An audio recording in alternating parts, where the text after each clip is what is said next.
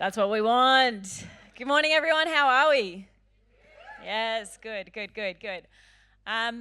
Look, before we begin, I would just like to, on behalf of myself and Campbell, reiterate the acknowledgement of the Gadigal people of the Eora Nation whose lands and waterways were gathered on this morning to participate in this wonderful festival at South by Southwest. I pay respects to elders past and present and to any First Nations people here in attendance. Sovereignty was never ceded, and there are still so many valuable, informative stories yet to be heard. I meditate on that every time I get to speak. It is a great privilege to do so. For those of you who don't know me, my name is Grace Tame. I'm a survivor of child sexual abuse that took place both in person and online. I'm an advocate now for fellow survivors of child sexual abuse, and I run the creatively named Grace Tame Foundation. This here is my friend and now colleague Campbell Wilson, who's an Associate Professor of Computer Science at Monash University in Melbourne.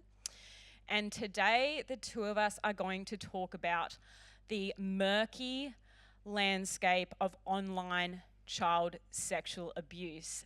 About a year ago, the University of New South Wales released a groundbreaking study of child sexual offending behaviours and attitudes among Australian men. And it found that a whopping and disturbing 1 in 10 Australian men has committed an offence against a child. 2/3 of that offending, this survey also found, took place online. What this speaks to is not only the upward trend in child sexual abuse material and offending that is taking place in the digital world, but also it indicates the normalisation and accessibility of child sexual abuse. On that, I would like to hand it over to Campbell to explain a little bit about the work that he does at Monash to help fight back. Thanks, Grace, and good morning, everyone. It's a pleasure to be here. It's an honour to share the stage with you, Grace, and it's, I would say, great to be talking to you about this topic. It's not a cheery topic, it's a very important topic. So, as Grace mentioned, I'm from Monash University. I run a research centre called the ALEX Lab. ALEX stands for AI for Law Enforcement and Community Safety. So we're a collaboration between the university and the Australian Federal Police. That's a photo of our members. It does look like the back cover of a supergroup album or something, I know that. You are a supergroup. Well, I think we are too. I just want to highlight a couple of people in that photograph because it's important and relates to the history of the lab. So, gentleman who is third from the left, standing right at the back there, his name's Janis Dallins. He's an AFP officer, has been for about 20 years. And back in 2015, he came to me at Monash with a problem. His problem was that he and his colleagues at the AFP were essentially seeing a deluge of child sexual abuse material. They were seeing more and more of this material in their seizures, just encountering more and more of it online. The unfortunate part about that, if that's not already obviously unfortunate, is that police officers have to sift through that material in order to categorise it. They have to, very disturbingly, categorise its severity for all sorts of purposes. And his problem that he came to me with was, can technology help us in this fight? Can we develop machine learning algorithms to try and triage at least some of that material? Not to replace police, but at least to try and prioritise some of that sifting through. So that's essentially where we started our research effort. Along the line, Janis's command in the AFP really started to realise the value of translating that computer science research that goes on in universities into practice in a more rigorous and formalised way. They threw in some funds, Monash threw in some funds, gave us some nice offices and some computers and things, and we started the ALEX Lab. That's where we began. That was back in 2019 that we formalised this collaboration. Since then we've grown, as you can see. The other couple of people I really want to mention in that photo the lady at the front, fourth from the right, Kelly Humphreys. She is a passionate advocate for child safety. She is a survivor herself. She is leading a project within the Alex Lab that we will actually get to a bit later in the talk about understanding survivor voices in this space and understanding how survivors can inform the development of technology to fight against this problem. And the other person I just want to briefly call out is the gentleman smiling with the sunglasses on and the arms crossed, and that's pretty much as much of a smile as you get out of John Rouse, isn't it? That's right. John Rouse, for those of you that haven't heard of him, 38 years in law enforcement, ran for many years an organisation, a task force called Argos and Queensland Police, very much at the forefront of taking down child abuse material, saving thousands of kids, literally thousands of kids. You couldn't meet a more passionate advocate for saving children than John. He was essentially forced to resign by the Queensland Public Service. When you get to 60, that's it. Didn't want to resign, so we snapped him up as a professor at Monash, so he's part of our lab as well. So as I said, our foundation project, we do a lot of things, but our foundation project is this development of technology to try and fight child sexual abuse material. Grace referred to this statistic. When I talk about this and I look at the faces of people in the audience, I see the shock. I was shocked. I think many people were shocked when these survey results came out. Really sets the context of what we're talking about. So we do have a big problem, but we have a big problem on and offline. It's not just online abuse, there is a nexus here, Grace. Yeah, and the two feed into each other, certainly. Yeah. And I want to just really briefly go back in time. So I'm quite old. I can remember some of these features of the internet. Usenet, if you like, back in 1979 it was created. This is social media in the early 80s, if you like. So this was basically a set of servers that distributed files. You access those files pretty much like you would emails. You would download a client and you would just click through all these files. You can see some of the names of the groups in these servers. I don't need to spell them out for you. This has been a big problem for a very long time on the internet. For a long time, the most popular group on Usenet was a group called alt.sex.stories, and the frequently asked questions for that group said anything goes.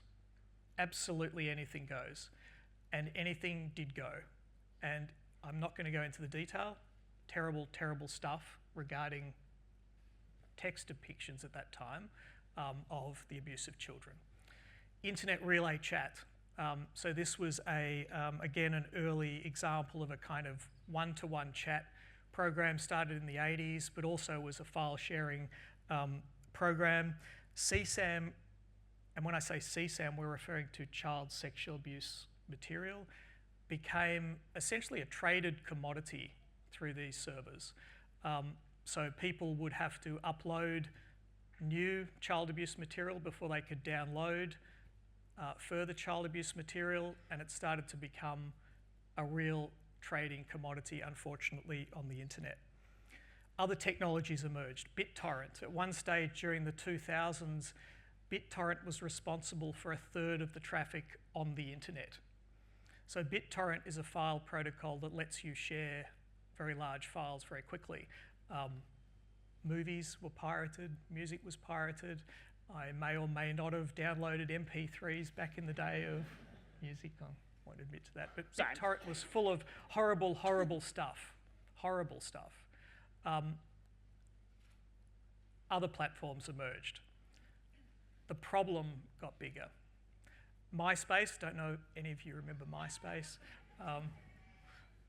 MySpace kind of started out as this funny sort of music sort of fan platform, but again, started to rapidly fill up with horrible abusive material regarding the abuse of children. Facebook, from the start, had a problem, and that problem has only grown on Facebook. Tumblr, blogging site ostensibly, rapidly became awash with child sexual abuse material, and very recently, Instagram. So This is something that's been going on for a very long time. Things started to get even darker with a technology called the onion router, or Tor, more commonly known as the dark web in popular press, I guess. This, and I blanked out some of the descriptions on this discussion board on the dark web. This is an example of a board that John Rouse and his team actually infiltrated and took down several years ago in 2014. Had about 45,000 members, and that was not the biggest board of this sort trading child sexual abuse material on the internet. So again, we have a big problem. Last year, more than 100 million files containing child sexual abuse material were reported to the National Centre for Missing and Exploited Children in the US, which acts as a bit of a clearinghouse for these reports. And reports, for instance, just one subset of that, reports of online enticement of children for sexual acts, you can see the almost exponential growth. Now, Grace, I want to go back to you on this because I wonder what frustrates you as an advocate, given the use of this technology to facilitate child sexual abuse is by no means a new phenomenon. That's right. As you have illustrated with these examples of programs that have been around for such a long time, this isn't a new problem, nor is it a new field of research. I'm going to try and contain my frustration to the best of my ability. We'll see how that goes. Why? Oh, actually, there you go. No, I don't have to. I'm just going to go back to May last year. I think it was the 30th of May. Yeah, I know it was the 30th of May. I'm autistic. I remember all the dates. There was an open letter. It was really just a one-liner that could easily been mistaken as the slug line for a terrible sci-fi movie. And it was an open letter by the so-called godfathers of AI. We're talking the head of Google's DeepMind, the head of Meta, and the likes, who've all been developing this AI technology for a very long time. They came out and they issued a warning to the general public about the dangers of this technology that they've been evolving. They compared it to pandemics and nuclear war. What I found really ironic about this, I mean, first of all, they didn't mention the threat of climate change. That would have been too on the nose, considering how much water is taken up by things like AI. What I found frustrating and ironic about that, just to begin with, is the fact that encryption and these sorts of technologies have always been motivated. Their exploration, their development has always been motivated by war. If we even think about the early ciphers that were used by Caesar, the Greeks had their own ciphers. They were to communicate military strategies. And in fact, the first computer, Colossus, was built during the Second World War for the specific purpose of decoding Germany's strategies. And it's only developed over time. If we fast forward to the 1970s, there were a group of cryptography students at MIT University who actually discovered the algorithm for private key encryption. So that's end-to-end encryption that cannot be broken. And when they came up with this formula, the National Security Agency found out and threatened to send them to federal prison on the grounds that what they had developed was military technology and shouldn't be publicly available. Then in the 90s, a man named Phil Zimmerman, another American, he created the first publicly available encrypted messaging tool. It was a really creative name as well, pretty good privacy. And he was then subjected to a 3-year congressional hearing after he was accused of being an arms dealer and a child sex offender. Now, in the background, we have other things going on, other examples of inaction. So it was 1986 that the then US Attorney General did a commission on pornography, and on page 601 of their final report, they said very clearly, child sex offenders are using computer networks to advertise child sexual abuse material. Now, when we consider this, and we consider all these now recent hand-wringing cries from the tech sector itself, and all of the inaction, that's why people like me are incredibly frustrated. We've had decades to do something about this, decades to regulate, decades to come up with better policies, and we've had diddly squat, really. It's not enough that has been done. I'm not best placed to explain, though, one of the technologies that's making all of this so much worse and so much more accessible, and that is AI. And although it's not a new field of research, it is sort of new in the zeitgeist. So I will turn to you, Campbell, to explain what is AI. Who's heard of AI? Who hasn't heard of AI? Okay. So probably a lot of people have a general idea of what AI is. I mean, in a very simple definition, it's getting computers to do things that you would otherwise have thought you would need an intelligent human being to do. And AI is getting more and more sophisticated. And I guess achieving true AI has long been a dream of computer scientists, since Alan Turing's imitation game in the 1950s, where he postulated that if a computer could fool a human in a conversation where the person who was conversing with the computer could not see that that was a computer, if it could fool that human in a conversation back and forth, then that's enough to say that the computer is intelligent. Since then, computer scientists have been obsessed with trying to pass that test, and you could say that we've actually got very close to that, I would say, with some of these intelligent chatbots. I have to mention ChatGPT, of course, in this context. But in terms of how it all works, most modern AI is a form of what's known as machine learning. Machine learning refers to actually a very large group of algorithms, which are typically statistical analysis algorithms. So they ingest large amounts of data, they look for patterns in that data, and then based on the patterns that are found, they can perform a whole range of tasks, predictions, classifications, and as we're seeing more and more in the past few years, generation of new content, which we call generative AI. So there's lots of hugely beneficial applications for AI, and I probably don't need to run through them all. You could probably list off many yourselves: self-driving cars, the fact that your phone indexes all your pictures and you can type in words to search through your pictures. You can type in cat and it will show you all the pictures of a cat that you have on your phone. Everyone should have pictures of cats on their phone. And all sorts of really amazing things like drug discovery, so discovering new drugs.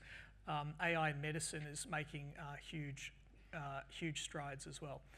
But I really want to concentrate on this generative AI set of algorithms.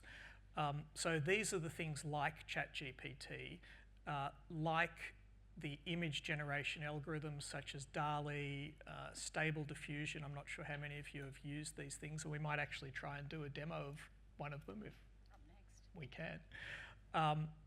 These algorithms can generate, based on text prompts, new content. Okay, they're not really intelligent. That's my take. Okay, they understand statistical patterns. They get things wrong. Okay, we know that. But they can do a very, very good job of convincing people that what has been generated may have been generated by a human being.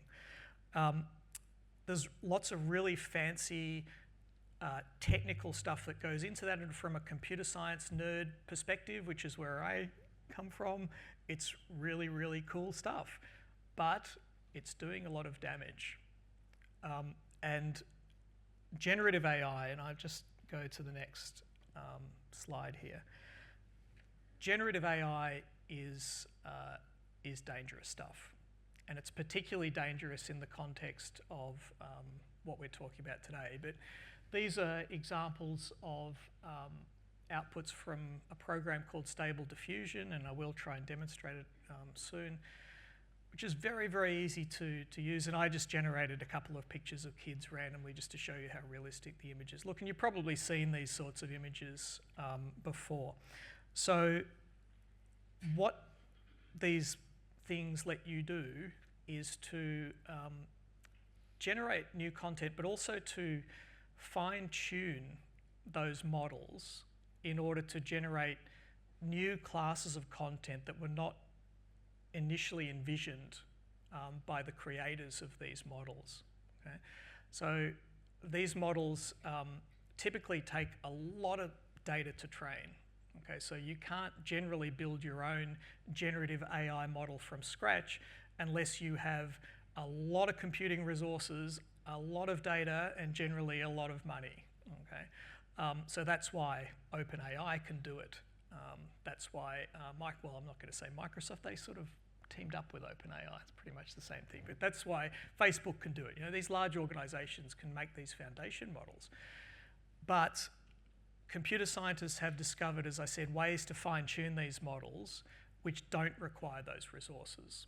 So if you want to add in new classes, you want to say, okay, I've got my foundation model, but it doesn't do a very good job of generating, let's say, particular anime characters, which seems to be a fascination of people using these algorithms. You can fine-tune those relatively easily, and you can do that sort of with home computer type setups. And then you can go ahead and start generating more and more content of that particular class that was not in the original foundation model. So that's essentially where we're sitting with generative AI. It's a real concern, and Grace, I want to ask you how that tech, and in particular generative AI, I've heard statistics of sort of 1% of child sexual abuse material already being generated by AI and slowly growing as a proportion. So how's that tech, in particular Gen AI, being used to accelerate the production and distribution of CSAM? Well, as we've already pointed out, child sexual abuse has always been a problem. It's a problem as old as time itself. You know, children are the original and easiest objects of exploitation because they don't have the same capacity as adults to understand what's happening to them. They don't have the same physical capacity to defend themselves. And when we consider child sexual abuse material and how that has evolved over time, it used to be a lot more difficult to produce as it would be or was to produce any kind of content. There was sort of a production process involved. You'd have to procure the child, you would have to potentially groom the child, or at least, you know, you'd be abusing the child, you'd have to have that filmed or photographed, then there'd be maybe some editing before you then distributed it and traded it online. Now, it is much, much easier. So as Campbell explained about some of these software programs, they can actually be downloaded onto your device, and all that is required to generate child sexual abuse material is a simple textual instruction. And you can continue to refine that content until it is to your liking. And it generates very realistic CSAM very instantaneously, and then of course that can be distributed instantaneously. But because this software can be downloaded onto devices, a lot of this production of child sexual abuse material, in fact all of it that is done just on your device, is undetectable, it's untraceable. You can't find it unless that person then puts it on the internet. Another feature of this technology that is changing the landscape is the fact that it is able to exponentially expand the field of possibility. Obviously, there are only certain things that you can do in real life, that it has its limits. But the images or the videos that are created by AI, they're taking real content and then they're morphing it into something even more obscene, something even more vulgar. And it creates this drug-like effect where you have offenders wanting to get a harder and harder hit, and so the material that they seek or the material that they create becomes worse and worse and worse. And it's this vicious cycle. You know, and because it is so undetectable, I want to know, Campbell, how we actually do combat it. How can we detect it? How can you distinguish between what is real CSAM and AI-generated, machine-generated content? Although actually I will, but before you answer my question, I will just say that we need to be careful when we call something like a deep fake or unreal CSAM. So last year, the Stanford University did a study, and it found that a lot of these publicly available tools, including even ChatGPT, as you say, need to be trained on data sets to actually have that you know, information to defer to. A lot of these tools have been trained on real child sexual abuse material, so it actually comes from somewhere. But given that, how do we fight back? How do we detect it? How do we tell the difference? Should I be brave and try and do a demo? We did this yesterday, and it was pretty disturbing. Live demos always work. Yeah. All right, so we'll if I could have this switched to my laptop.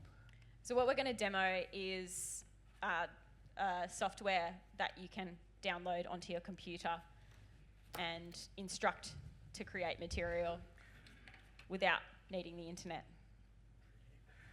So how many people have used Stable Diffusion?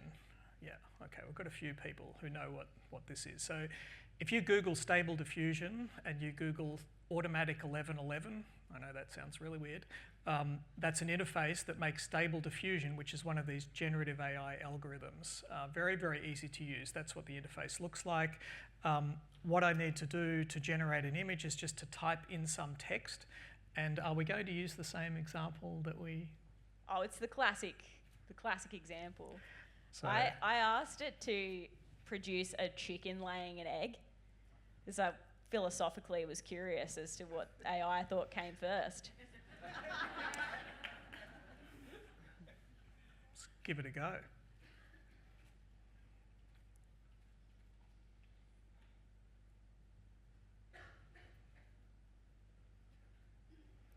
Yeah, that's where it gets weird.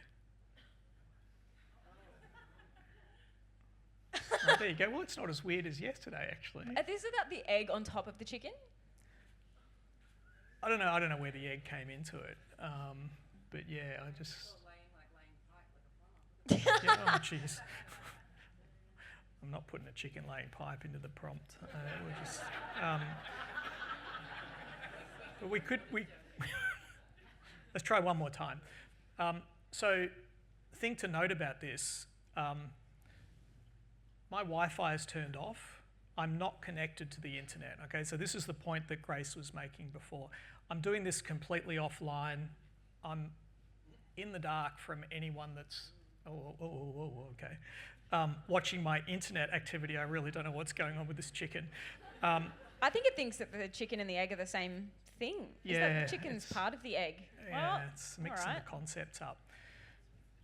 The point is, these algorithms, I mean, this is kind of a weird example, but you can generate very realistic looking images with almost no effort. You can download this following a simple series of instructions from the internet. You know, it's 5 or 6 steps. You then just type something into your computer, the interface comes up and off you go. There are websites which contain these fine-tuning mechanisms, the ones that I talked about for anime characters, etc.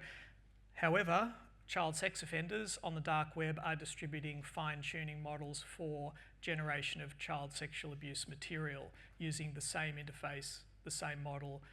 Do it offline. You don't need to be connected to the internet. You can do this to your heart's content. So this is a huge, huge threat. Now, in terms of how we detect this stuff, it's a real arms race. enjoying standing up here. It's like I'm in a lecture. It's my native sort of, natural habitat, isn't it? Sorry. How we detect it. So when these algorithms are used, certain of these algorithms, stable diffusion is one of them, leave certain traces that are not visible to the human eye but can be detected by algorithms. So that's one of the good things about stable diffusion. The bad thing about stable diffusion is that anyone can download it and bypass a lot of the safety restrictions. You can't do that with DALL-E, for instance, where you need to go to the official website and use it that way. These models, you can sort of bypass those, but the good thing about it is that it's actually the easiest one to detect. So look for those signals that the algorithm puts invisible signals, and have another algorithm look for those and detect that it's Gen AI. But that's something that works a lot of the time right now, but these algorithms are changing, and it's very much an arms race. As these algorithms change, we need to change our detection algorithms in order to keep up. I will come back and sit down. Far away. But I also wanted to say that there are many other things that can be done with technology to detect CSAM in general, not just generative AI. So there's techniques called perceptual hashing. Essentially what that does is it creates a signature of an image, so that if that image, the exact image, is found again in the future, those signatures can be matched. And that lets law enforcement officers find existing CSAM that they've seized before. So if they come across it again, that hash can pop up and say, this is another image of that particular series of CSAM. So that technology has been around for a long time. The problem is that new material is being generated all the time, not just by generative AI, but just by child sex offenders creating child sexual abuse material. That's where our lab is working hard, and we're by no means the only lab that's working on this, to train machine learning classifiers that can try and detect this material. The issue there is that, one, it's a very, very hard technical task, but two, there's a lot of, I guess, really interesting ethical questions as to how you train those algorithms. Because the obvious way to train them to detect child sexual abuse material is to feed them child sexual abuse material and get it to learn what that material is. Ethically, logistically, legally, that's very, very challenging. So the approach that we've been taking in the lab actually is to not train the algorithms on child sexual abuse material itself, but to train the algorithms on material that is in and of itself legal, but might contain the same sorts of features as CSAM, and I need to explain that. So we might have one data set, for instance, that is completely legal, lawful adult pornography. That means that the algorithm can learn what sexual content looks like. We have another data set which is completely benign, non-sexual images of children. So the algorithm can determine what children look like. The algorithm can then flag if there is an image that has some sort of sexual content, some sort of features that might indicate a child in an image. Those two things shouldn't really appear together in an image, and that should at least be flagged for further triage by law enforcement. So that's one approach we're taking. But the development of these classifiers, as I said, is very, very much an arms race. The other thing I wanted to mention is that there are all sorts of other technologies, and speaking of ethical and legal and I think issues the community needs to come to grips with, all sorts of other technologies that police have used in certain jurisdictions to find victims of child sexual abuse. And I want to point to something called Operation Renewed Hope, which was run in the US. They've run it twice now. John Rouse and colleagues were actually instrumental in getting this up and running. What they did was they went through Interpol's cold case database of child sexual abuse material. there's 50,000 or so unidentified children in that database of child sexual abuse material. They ran certain technology over that database in the US, and they identified, and I need to look at my notes here, 316 probable identifications of children, 14 positive contacts, and what that means is that they rescued children from current harm. So they found children through that process that were currently being abused and rescued them. They've run that operation twice. The second one, they had 414 leads, so even more identifications, 19 positive offender IDs, and rescued 8 victims from live abuse in the second run. Now, why am I saying this? The technology that was used in that operation is something called Clearview AI. Okay. Clearview AI is a very, very controversial facial recognition company.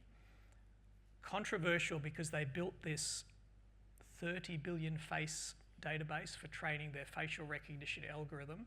And they built it by scraping the public internet, by scraping people's images that were public. Built this amazing facial recognition system. That facial recognition system is banned in Australia, even for use by law enforcement, because it fell afoul of Australian privacy regulations. And it's not just Australia, it's also much of Europe that it's banned. It's not banned in the US. Operation Renewed Hope ran in the US. Here we have a big tension, I think. And this is something I think that we need to come to grips with, because there are no carve-outs in the Australian privacy legislation that would allow the victim ID teams for law enforcement in Australia. And by the way, that's about 20 people. That's not a lot of people. Okay? Very under-resourced. So I checked that with John and his team before. So it's about 20 people. So those 20 people can't get access to that technology in Australia. I just think we need to have a think about that, just putting it out there. So I'll probably stop there because I'm ranting a bit. I could learn from Campbell all day. I'm just soaking in this information. But one thing we haven't talked about here, which is crucially important, is where is the survivor voice in all of this? It's a great question, and it's difficult to answer. You know, the survivor voice exists. If we're talking about child sexual abuse more broadly, you know, I personally, it's my greatest privilege to be part of a community that for so long was kept completely in the dark, that didn't have a spotlight on it, and that's been incredible. It's been incredible to witness that shift that's happened, especially over the last 10 to 15 years. You know, the Royal Commission really put a necessary light on this issue in institutions. Obviously, this was more to do with contact offending, but those sorts of changes have led to other changes and a bigger amplification more broadly of survivors of child sexual abuse who are the best informants of change. They have the lived experience of these things. But when we're talking about things like child sexual abuse material, which interestingly and disturbingly, the most readily available form of and the most highly sought after form of is incest. We rarely talk about that. And it's a huge problem because if we're talking about child sexual abuse material specifically, it's in many cases the parents, the relatives of children who are actually abusing the children, recording it and distributing it. And there are entire economies in Southeast Asia that are structurally dependent on the production and distribution of child sexual abuse material. And again, a lot of that is within families. So we have the survivor voice that is growing shakily, but there are specific nuances within the conversation that remain shrouded in mystery. And I would say that one of them is child sexual abuse material. Part of that is actually a product of this mythology that is promoted by the child sex offender base itself, that anything that is a photograph or even a cartoon or a description, so child sexual abuse material can include a description of a child or a representation of a child. Child sex offenders argue that anything like that is not actually harmful towards children. And I think that's really easy for us to forget about child sexual abuse material being such a huge problem. Because in the media we hear about real live cases of contact offending. That's what we usually hear about.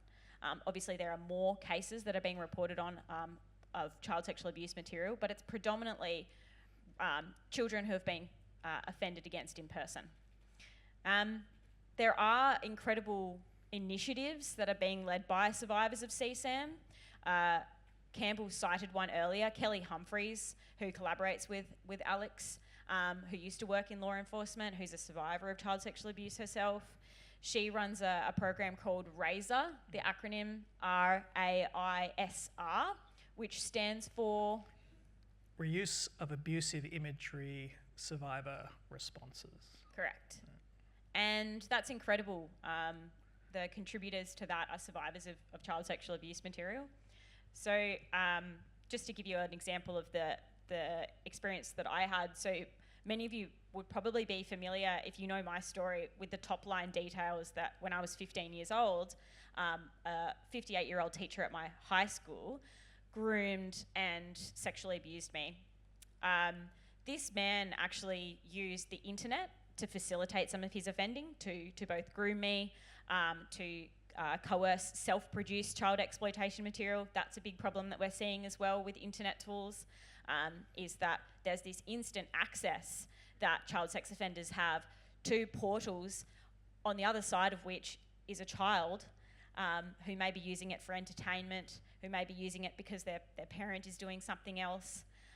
So there's that instant access.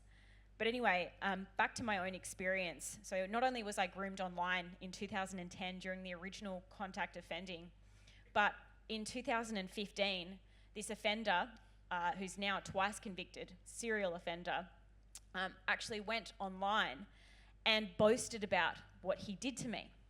He described in lurid detail the crimes that he committed. And for that, he was actually charged with and convicted of producing child exploitation material in descriptive form, and he is now he was the first man in Australia to ever actually be convicted of that crime. And we're just seeing an acceleration of this. We're seeing that offenders are, and have always been, really good at adapting their methods. So one of the early errors from this generative AI, I don't know if you mentioned this, was that it would create extra digits on people seen in the photos. So offenders were then actually, in some cases, putting prosthetic digits on if they were going to create child sexual abuse material. So then it would be read as generated child sexual abuse material, machine-generated child sexual abuse material, or they would feed it back through programs and insert extra digits. And that's just an example of how these methods are constantly changing and what we have to contend with.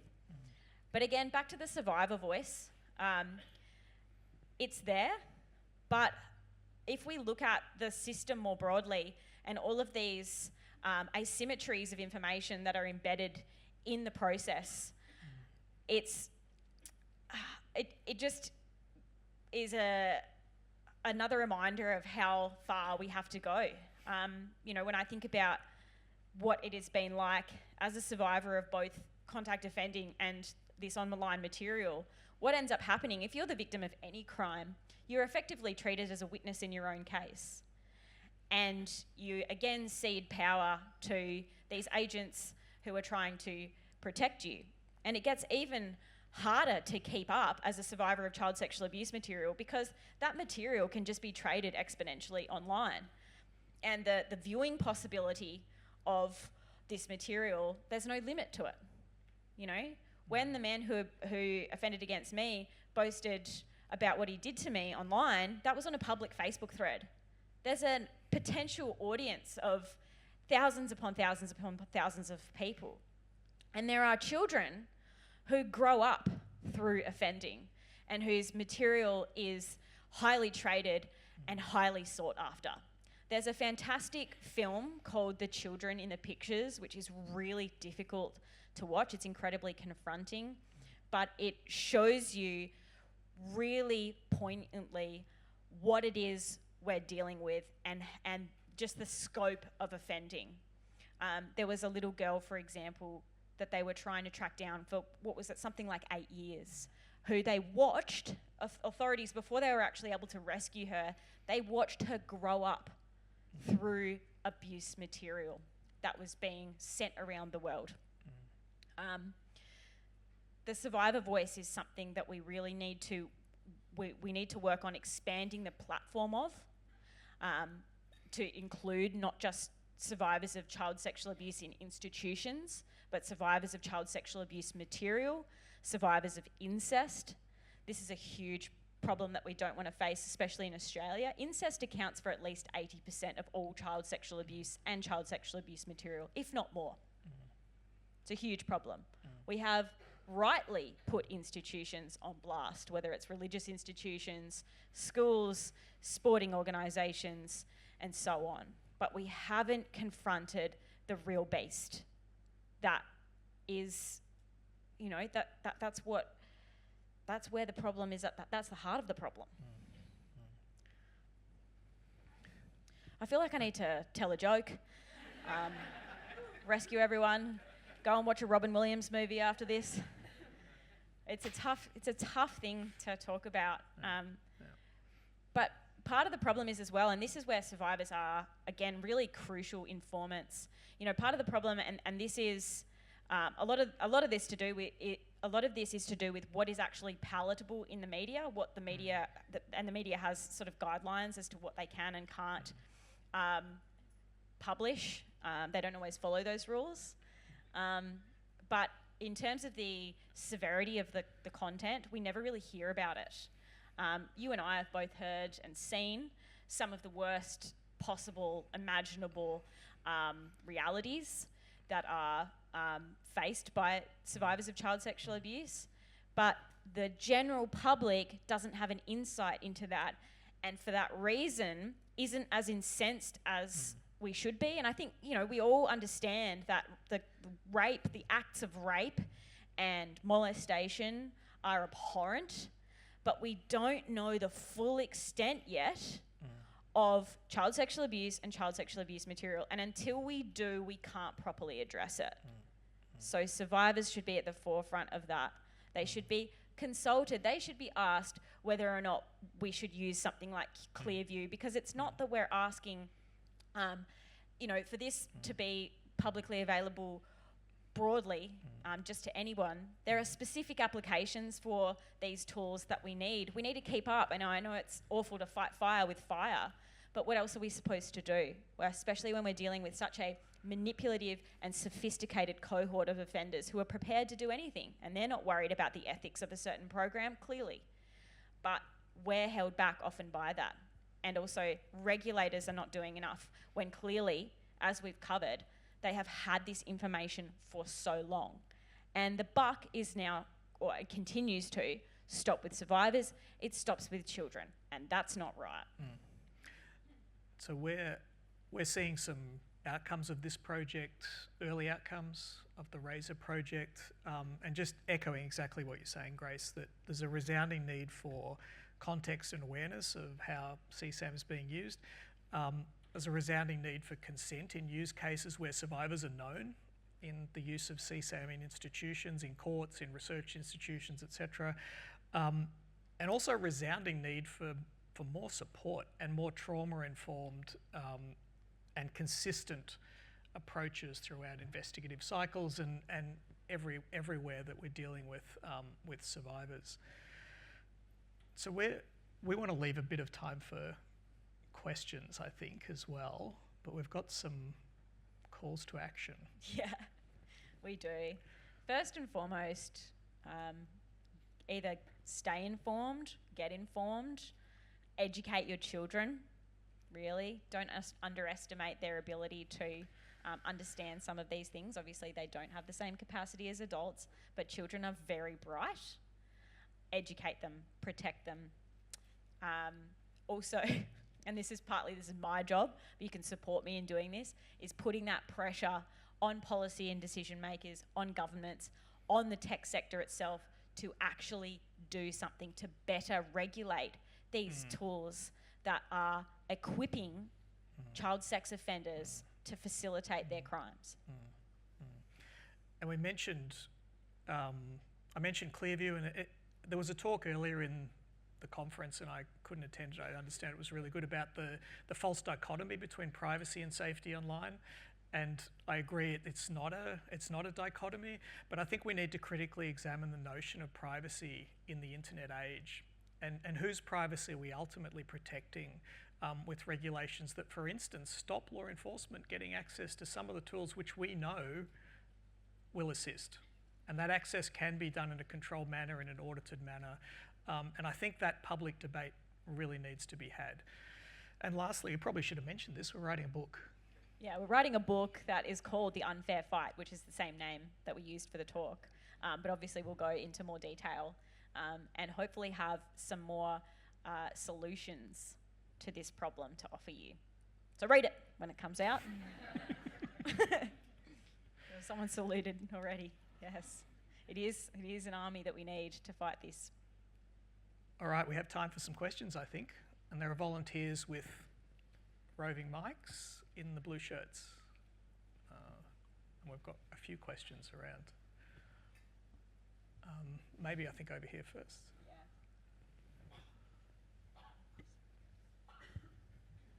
I don't know if this question is able to be answered, but I'd love to understand why so many people seem to find this sexually like a turn on. Why is it so popular or prevalent?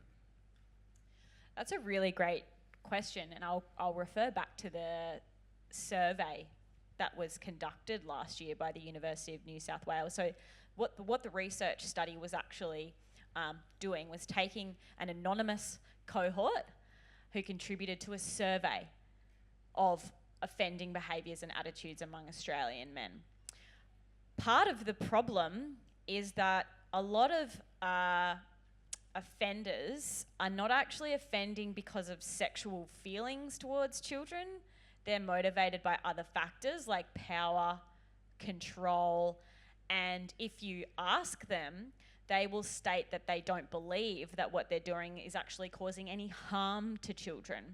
And of course, there's the marginal cases where you have teenagers who, again, as we know, they don't have the same capacity as an adult. The human brain doesn't stop developing, research has found, until about age 25. And the last developing region of the brain is the prefrontal cortex, which is responsible for impulse control and judgment. But you get a lot of offenders who will argue those cases in the margins where it's a 15, 16, 17-year-old. And it was really interesting that this study reflected that a lot of people don't think they're doing anything wrong. So there's the need to continue this conversation to actually explain what that harm is that is being done to a child who is subjected to either in-person or online offending. A couple of questions over here. Yeah. My question is just, as a parent, what tools and what do you suggest in terms of educating our children, like from an early age? So like my daughter's 4, and what can I start doing now so that she's best equipped going into the future, into this tech space and the world and everything? Keep them off the internet. Yeah. No, I think it's a matter of education. I mean, e-safety has some great resources. The AFP have some great resources. I think this issue is really coming to the fore, and I'm sure in schools there are great programs. So I think it's absolutely, education is just the key, and there are great resources out there. I don't know if you want to add to anything. Your foundation would also be involved. We've put out some information about online child sexual abuse and some of the measures that can be taken to reduce the risks. It is very hard though, and this is part of the problem. And you asked us to critically examine the role of technology in our lives. It's becoming more and more integrated with every aspect of human life, learning. Even in my time, I remember we had computers in school, but really they were just used for word processing and the occasional Google for research projects. But now everything is online. I would advise anyone with young children who has a device to supplement, you know, the parenting or the supervision of a child, the entertainment of a child, to always be in the room, especially if they're using any kind of program that operates on the internet. Because child sex offenders, again, they're really manipulative, they're really good at pretending to be other people. And they'll catfish children that way. And it can happen really quickly too. Like, grooming can actually take place in a really short time frame. You know, self-produced child exploitation material, that's material that has been coerced by the offender, that the child actually creates of themselves, accounts for something like 12% of all child sexual abuse material. And it can happen really quickly when offenders pretend to be children asking for material. Kids have got devices which are high-resolution cameras, high-resolution audio in their rooms on encrypted apps. I mean, that's obvious. I don't really need to say that, but it's just... You don't have to follow the crowd. Don't leave them alone with Yeah. the phone as much as you can. Yeah.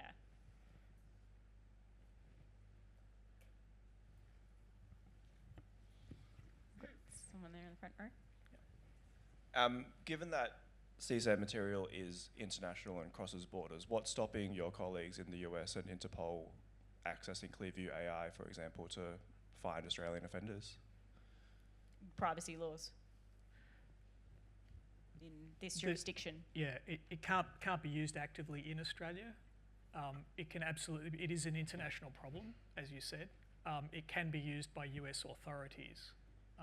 It's not, as I understand it, a problem of not being able to locate Australian offenders. It's just a problem that we don't have the sovereign capacity here to be able to do that on data that we have or we see, because the system is not able to be used here.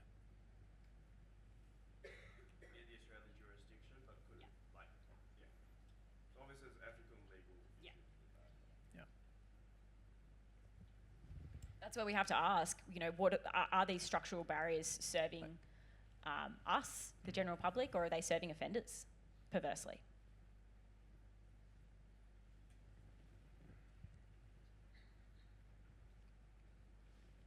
Someone over there almost jumping up and down.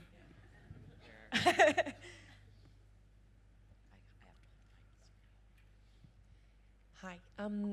What are the kind of publicly known ramifications of someone who is consuming child sex abuse content and not, you know, feeding any owned content to programs? Like, is that an actual offence if they are just simply, you know, consuming AI-generated content? Like, is there an excuse to say, well, that's not a real human? Okay. Yeah. Right. And the consequences on that human, for that human being as well. If you're the exposure consequences are huge biologically. No, I more meant an offender. No, as an offence, it is. It is an offence to consume AI-generated, machine-generated child sexual abuse material. It's an offence in Australia. Yeah. But again, I think this is an opportunity to just point out, because some people have argued, and offenders support this themselves, is that, you know, AI-generated child sexual abuse material might be a good, you know, problem solver. It might be something for them, for this cohort to consume, so that they're not consuming real child sexual abuse material. But that is a really, really dangerous idea, because often offending online coexists with offending in person, and the more that somebody is exposed to something, you know, at that cellular level, the more likely they are to then want to go and consume more of it, and to act upon that physically in real life. There's no safe consumption, I repeat, no safe consumption of any kind of material that depicts a child being harmed. It is harmful for individuals, it is harmful for us as a species, it is harmful across the board. Stomp. I think that's a good place to finish.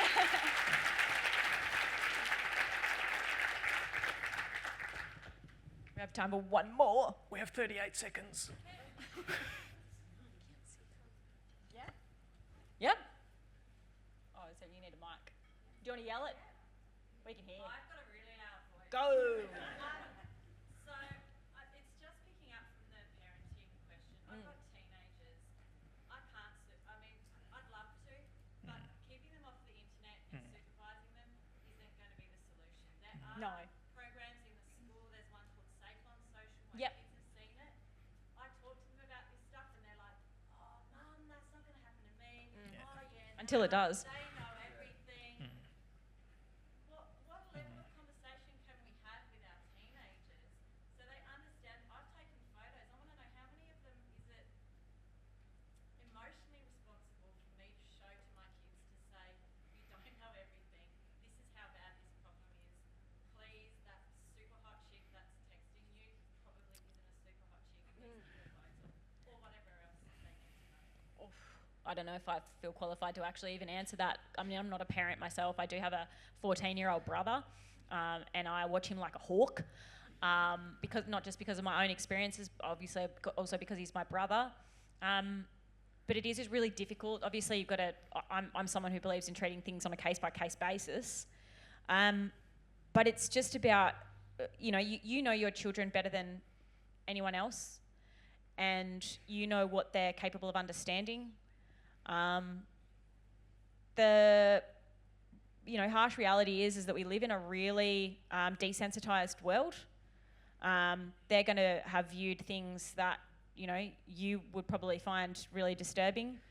To them, it might be more normalized just because of the way that culture is today. What we consume on the news too is really graphic.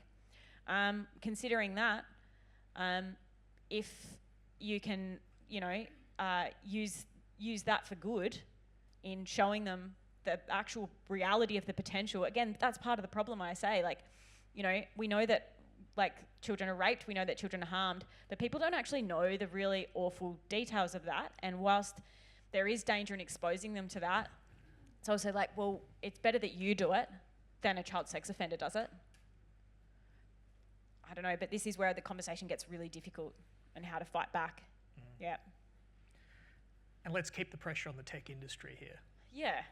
The things they can do, there are absolutely things they can do. If you create an account on certain apps, pretend to be a teenage boy, see how quickly you're followed by bots pretending to be really attractive women, etc. You can't tell me that can't be detected, that sort of behaviour technically on the platform. So I think we need to keep that pressure up. But I think we've run out of time. Yes, they're the ones who need to be accountable above anybody else, because they're the ones who are creating this stuff. Yeah. Thank you, everyone.